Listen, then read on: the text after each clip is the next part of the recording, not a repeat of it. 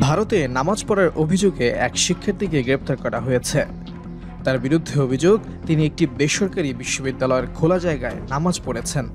এছাড়া বিশ্ববিদ্যালয় কর্তৃপক্ষ ওই শিক্ষার্থীকে বহিষ্কারও করেছে।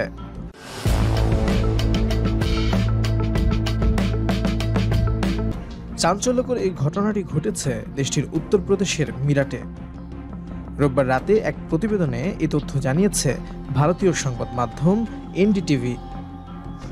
সংবাদ মাধ্যমটি বলছে, উত্তরপ্রদেশের মিরাটে একটি বেসরকারি বিশ্ববিদ্যালয়ের খোলা জায়গায় নামাজ পড়ার অভিযোগে পুলিশ এক ছাত্রকে গ্রেপ্তার করেছে বলে রোববার কর্মকর্তারা জানিয়েছেন। ভুক্তভোগী ওই শিক্ষার্থীর নাম খালিদ প্রধান।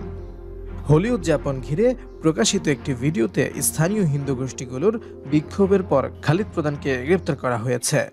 ওই ভিডিওতে দেখা যায় একদল ছাত্র বিশ্ববিদ্যালয় ক্যাম্পাসে নামাজ পড়ছে। এনডিটিভি বলছে, এই ঘটনার জন্য বিশ্ববিদ্যালয় প্রশাসন খালিদ প্রধান এবং ৩ জন নিরাপত্তা কর্মীকে বরখাস্ত করেছে এবং ভিডিওটি আপলোডকারী খালিদ প্রধানের বিরুদ্ধে পুলিশি ও প্রশাসনিক ব্যবস্থা নেওয়ার দাবি জানিয়েছে। রোববার সার্কেল অফিসের সদর দেহাত শিব প্রতাপ সিং বার্তা সংস্থা পিটিআইকে জানিয়েছে, আইআইএমটি বিশ্ববিদ্যালয় ক্যাম্পাসে নামাজ পড়ার একটি ভিডিও সোশ্যাল মিডিয়ায় প্রচারিত হয়েছিল। এরপর খালিদ প্রধানকে গ্রেপ্তার করে কারাগারে পাঠানো হয়েছে।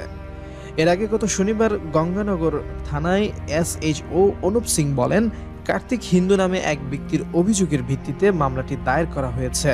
তিনি বলেন, ভারতীয় ন্যায় সংহিতা বিএনএস ধারা 299 ধর্ম বা ধর্মীয় বিশ্বাসকে অবমাননা করে যে কোনো শ্রেণীর ধর্মীয় অনুভূতিতে আঘাত করার উদ্দেশ্যে ইচ্ছাকৃত ও বিদ্বেষপূর্ণ কাজ এবং তথ্য প্রযুক্তি সংশোধন আইন 2008-এর প্রাসঙ্গিক বিধান অনুসারে মামলা দায়ের করা হয়েছে।